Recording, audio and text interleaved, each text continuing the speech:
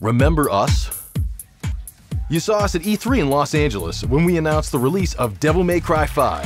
DMC is back!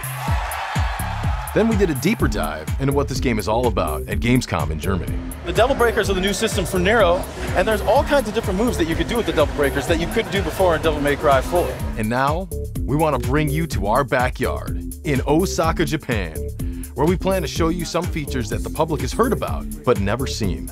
We're also going to get inside the mind of the brilliant man behind the game, Itsuno-san. Since coming to Capcom in 1994, he's been the driving force behind some of our most beloved series. Games like Street Fighter Alpha, Star Gladiator, Rival Schools.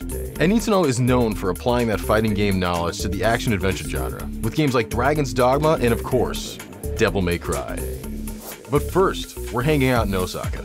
It's known as a city that's highly supportive of the arts, so it's no surprise that Capcom's Osaka-based headquarters is like a magnet, attracting a talent pool of highly creative people.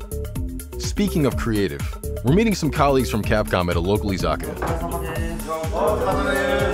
Itsuno-san likes to encourage colleagues to exchange ideas and think outside the box. Gatherings like this are an example of how that's fostered at Capcom. And Devil May Cry 5 is evidence that his approach is working, which is why I can't wait to showcase some features that the public hasn't seen yet. When you enter the Capcom studios, it's obvious that it's all about gaming here. On this bustling floor, Itsuno-san works alongside his colleagues. And sometimes, he games with us. For gamers who aren't familiar with the Devil May Cry series, the name of the game is Style. It's a combat-heavy game where players are rewarded by stringing together stylized attacks while avoiding damage. Varying up your attacks is key to raising your style rank.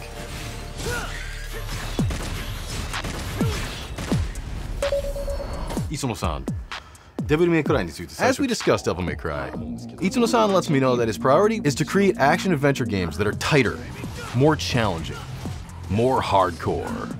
And that's exactly what Devil May Cry 5 is. Which is why his team created The Void, which is what we're here to showcase. The Void is a place where players can experiment with enemies, weapons, moves, and combos. It's a place where someone who's new to the game can gain mastery of it, or where DMC fans can perfect their techniques and hone their style. Another cool thing about The Void is that it gives you options. Turn your enemy's damage off to practice combos for prolonged periods of time. With damage on, you can see how much damage different moves and combos inflict. It's all for the players. And of course, there are the Devil Breakers. Itsuno shows me the unlimited Devil Breakers option, allowing you to practice without losing your Devil Breaker. He also says there will be different Devil Breaker loadouts that you could preset, and then you'll be able to switch between them on the fly. And to top things off, there's a deluxe collection of Devil Breakers.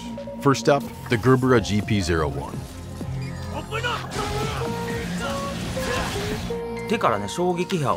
If you're already familiar with the game, you know the standard Gerbera uses shockwaves to repel projectiles and send the enemy flying. The Gerbera GP01 takes away the ability to repel projectiles, but it adds movement options.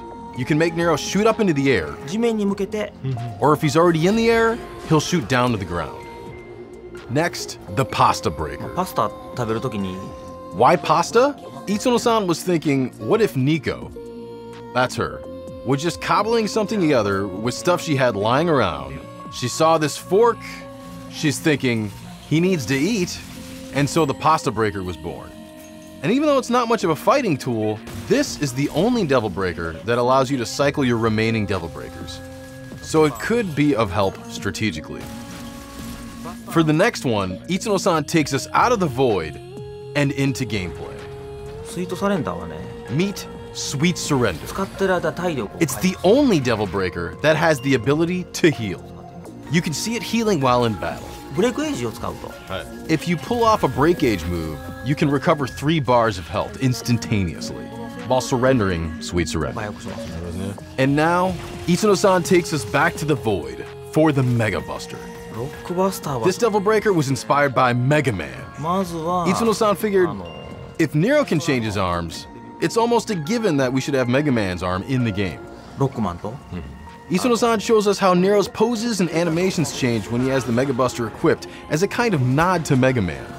The way he jumps, the way he runs, even his evade turns into Mega Man's slide. This is one of the things I love about Japanese game developers is they put all this love into really fine details. So there you have it, the Void. A place where you can experiment, practice your combos, learn the enemy patterns, and hone your skills to take on Itsuno-san's challenge of tackling his idea of a seriously hardcore game.